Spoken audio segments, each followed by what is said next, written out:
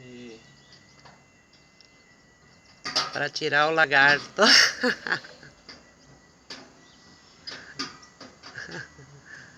Ah, tem muito parafuso ainda. Os pais que estavam atrás, eu devia ter atendido os pais. E o lagarto avançou nele daí. Depois eu comecei a montar. Não, ali que tu foi lá. Mas eu disse, não, eu chamei a carne. Eu chamei a carne e disse, cara, agora me escuta, bem quietinho, fica aí. Daí ela escutou ele. E daí o Léo veio e olhou, e então isso aqui, ups. Ali ele. Ali o lagarto. Meu Deus do céu, e olha o tamanho do lagarto. Meu Deus, eu não tenho nem como filmar ali. Eu não consigo, eu tenho medo de chegar perto, ó. Ai, ai, ai. E agora? Sai dali, Tira, vó. vai, sai dali. Que grande!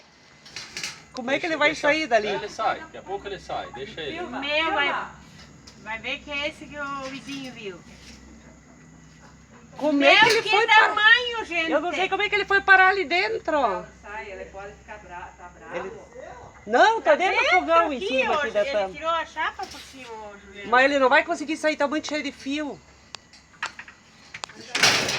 Ai! Se ele pular pra cá, tô fora. Mas é o Mas lagarto. desse tamanho. Olha, Deixa ele agora. Deixa ele sair. Ó, vocês vão ver ele Vai. sair agora. Vai, vai. Olha que grandão. dentro do fogão, meu, é loucura. Não, ele vai descer agora, ele vai embora. Tá. Tchau, tchau, tchau.